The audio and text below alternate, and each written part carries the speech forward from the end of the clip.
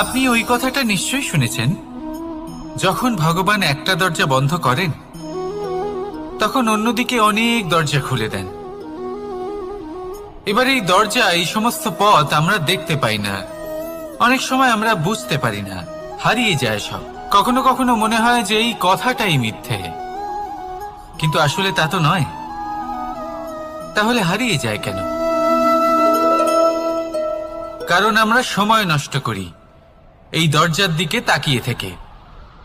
ভাবি এই বুঝি দরজা খুলবে, এবার দরজা খুলবে।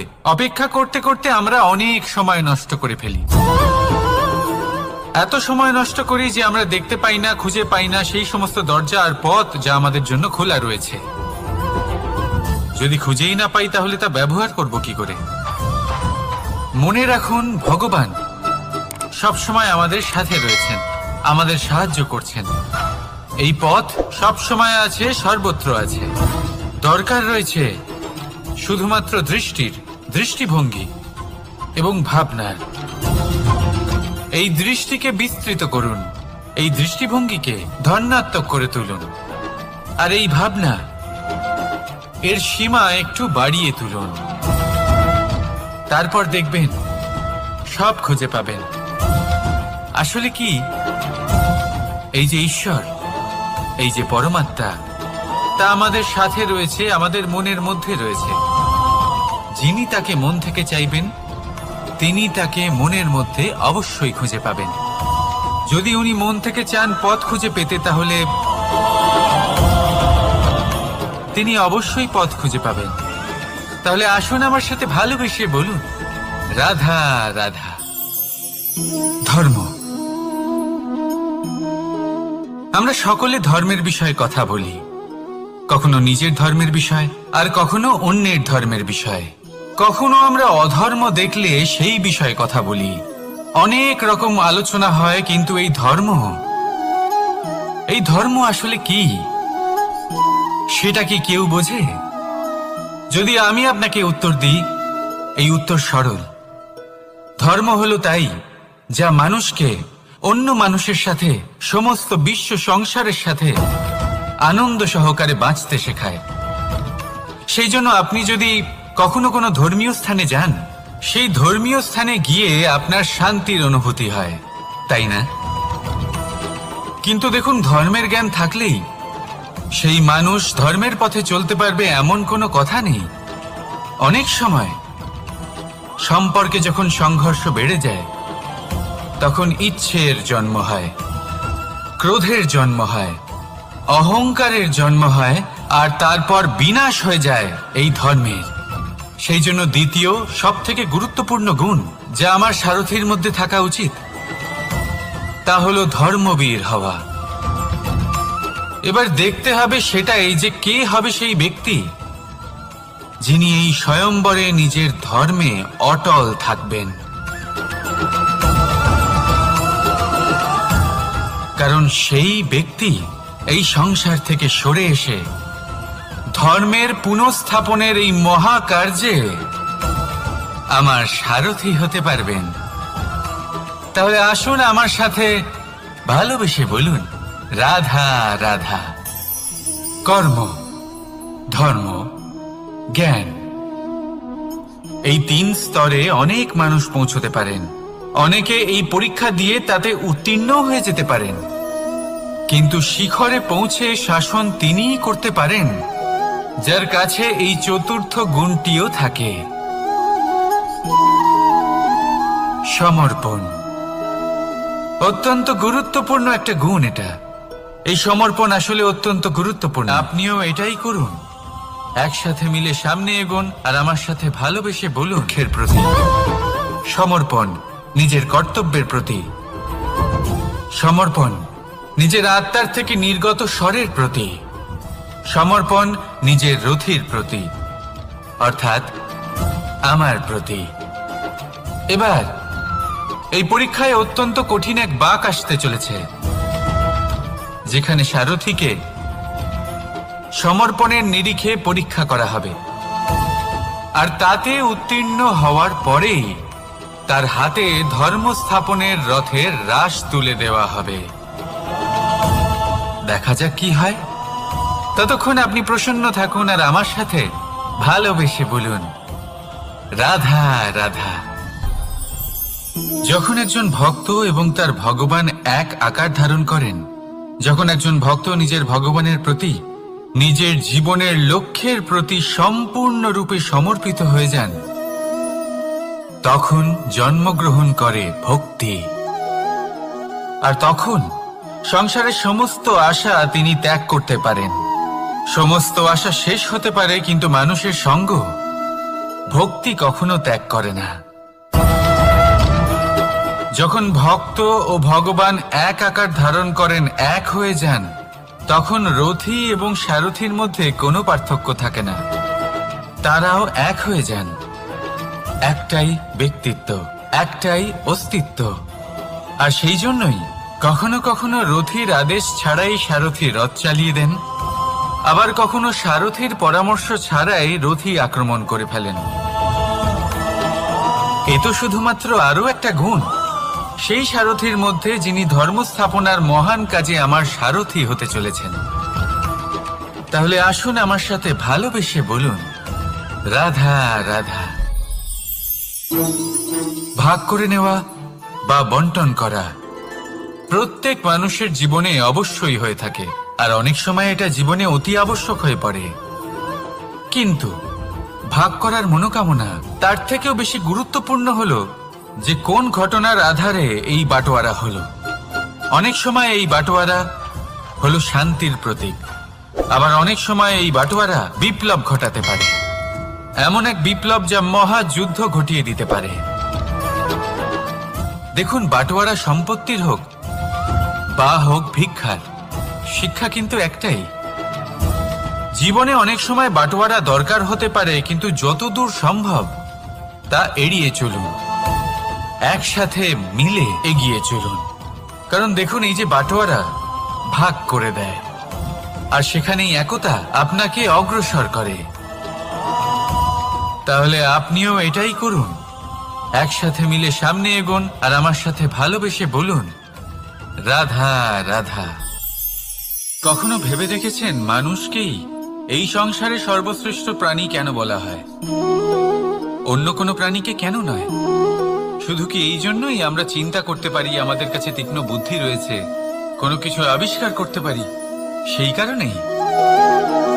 তা তো অন্য কোনো প্রাণীর কাছেও থাকতে পারে। এমন কিছু পশুও রয়েছে যাদের কাছে তীক্ষ্ণ বুদ্ধি আছে। তাহলে মানুষ কেন?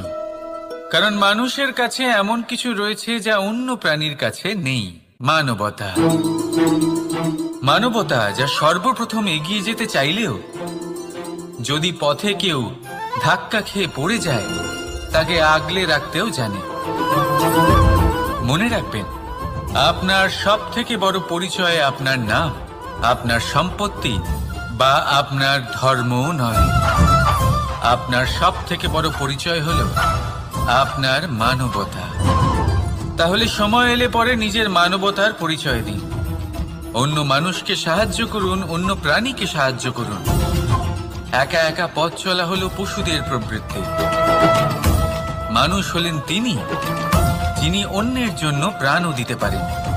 মানুষ হলেন তিনি যিনি অন্য মানুষের প্রাণ বাঁচান। সেই মানবতাকে জাগিয়ে তুলুন আর এই জীবন বাঁচতে শুরু করুন। আর হ্যাঁ, আমার সাথে ভালোবেসে বলুন রাধা রাধা। এই সংসারে মাতা পিতা তার সন্তানকে সব থেকে বড় উপহার কি দিতে পারেন? বৈভব, সুযোগ সুবিধা, বাড়ি, নাকি আশেপাশের পরিবেশ? এই সংসারে মাতা পিতা তার সন্তানকে সব থেকে বড় উপহার শিক্ষা দিতে পারেন, কিন্তু তার জন্য সময়ের প্রয়োজন হয়। এবার এই সময় অত্যন্ত অদ্ভুত। সময়ের ধারণা সবার রয়েছে। কখনো কখনো কিছু কঠিন সময় বরদানের মতো আমাদের সম্মুখে আসে। এরকম কোনো সমস্যার কথা যদি আমি বলি, যেমন যুদ্ধ, মহামারী, মহা অসুখ, এরকম সময় আমাদের কাছে যথেষ্ট সময় থাকে। এই সময় আমরা চিন্তা করি, ভয়ভীত হই, কে জানে কত সম্পত্তির ক্ষয়ক্ষতি হবে। এবার এই সময় কিভাবে কাটিয়ে ওঠা যায়? অশুভ চিন্তা তার মনের মধ্যে বাসা বাঁধে। সে বুঝতে পারে না সে কি করবে। আমি বলবো চিন্তা ত্যাগ করুন, এই ভয়কে ত্যাগ করুন। আর মনে রাখুন একটা গুরুত্বপূর্ণ কথা, যে ঈশ্বর আপনাকে বরদান দিয়েছেন যাতে আপনি নিজের কর্তব্য পূর্ণ করতে পারেন। কর্তব্য, নিজের পরিবারকে সময় দেওয়া, নিজের সন্তানকে শিক্ষা দেওয়া। তাদের সাথে বসুন, কথাবার্তা বলুন, আলোচনা করুন। কিছু কথা তারা বলবে, কিছু আপনি বলবেন, কিছু আপনি শিখবেন, কিছু তারা শিখবে। তাদের সাথে খেলা করুন, তাদের সাথে পূর্বপুরুষের গল্প করুন। এইসব করলে তাতে না শুধু তাদের ভবিষ্যৎ উজ্জ্বল হবে, বরং আপনিও সন্তুষ্টি পাবেন। ভয়ভীত হবেন না। আজ বর্তমানে আপনি কি করতে পারেন যাতে আপনার বর্তমান সঠিক হবে এবং ভবিষ্যৎ উজ্জ্বল হবে, তাতে একাগ্র হন। সব কিছু শুভ হবে। রাধা রাধা। সকালে উঠে সবার আগে স্নান করেন। কেন? বুঝতেই পারে না। কেন কথায় কথায় বারান্দা উঠোন পরিষ্কার করা হয়? বুঝতেই পারে না। অনেক মানুষজন এটাকে ধার্মিক এবং অন্ধবিশ্বাস বলে, কিন্তু যদি আমি আপনাকে সত্যি কথা বলি, প্রত্যেক ধর্ম। এবার এরকম কেন হয়? এর পেছনে কি কারণ থাকতে পারে? কাজের পেছনে বৈজ্ঞানিক সত্যতা লুকিয়ে রয়েছে, কিন্তু প্রত্যেক মানুষ সেই নিয়ে কতটা ভাবেন, কতটা বোঝেন আর কি পদক্ষেপ নেন তা হলো আলাদা এবং অত্যন্ত গুরুত্বপূর্ণ, কিন্তু তা হলো বিজ্ঞানসম্মত। আজও যখন আমি আগে বাড়ি যাই, মা সবার আগে আমার হাত পা ধুয়ে দেন, তারপর সবকিছু।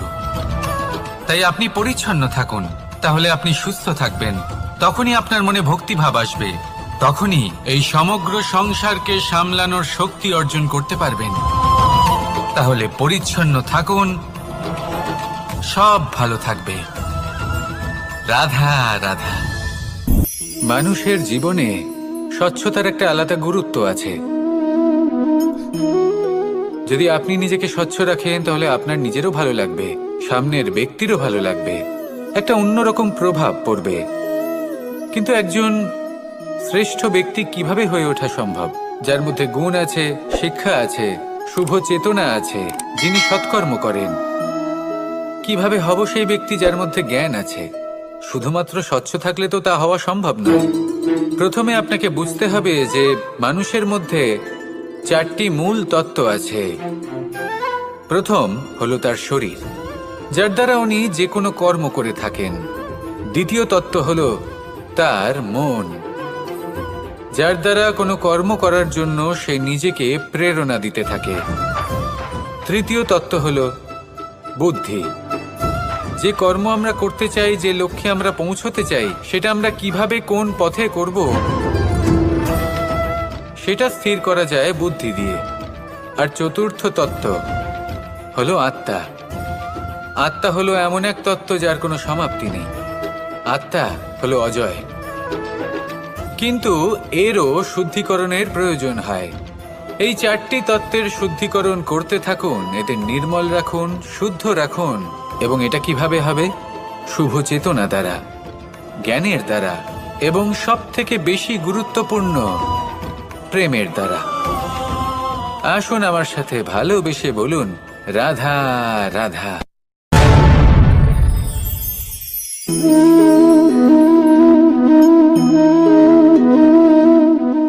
জল এই সংসারের সমস্ত প্রধান তত্ত্বের মধ্যে একটি।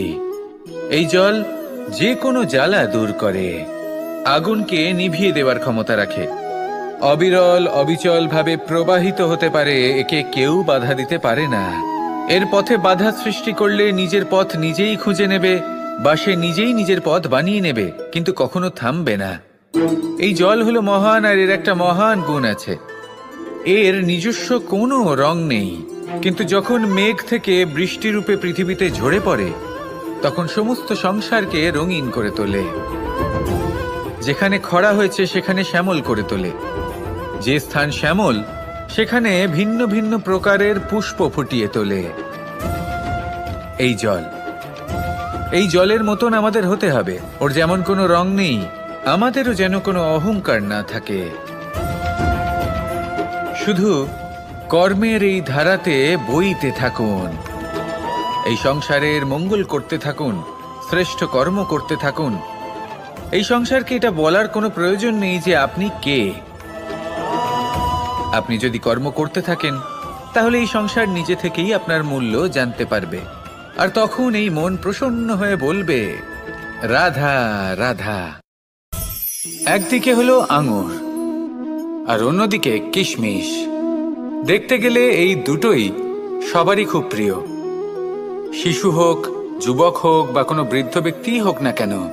আর দেখতে গেলে এই কিশমিশ, এটা আঙুর থেকেই আসে, তারই অন্য একটি রূপ। কিন্তু কখনো হাটে যান আর গিয়ে জিজ্ঞেস করুন যে এই কিশমিশ আর আঙুর, এই দুইয়ের মধ্যে অধিক মূল্য কার? আপনিও নিশ্চয়ই জানবেন যে কিশমিশের মূল্য আঙুরের থেকে অনেক গুণ বেশি। এবার এরকম কেন হয়? এর পেছনে কি কারণ থাকতে পারে? একদিকে হলো সেই আঙুর যা টাটকা অবস্থায় গাছ থেকে পেড়ে খাওয়া যায়, আর অন্যদিকে হলো কিশমিশ যাকে মাসের পর মাস রোদে ফেলে রাখা হয়। একদিকে আঙুর যা কিনা অত্যন্ত রসালো, আর কিশমিশে কোনো রসই নেই। একটি হলো অত্যন্ত কোমল এবং সুন্দর, অন্যটি অমসৃণ এবং তাতে বিন্দুমাত্র সৌন্দর্য নেই, তাও তার মূল্য বেশি। এইসব কেন হয়? এই কারণেই হয় কারণ সেই আঙুর অনেক মাস পর্যন্ত রোদ সহ্য করে থাকে, কষ্ট সহ্য করে থাকে, তবেই সেই আঙুর কিশমিশে পরিণত হয়।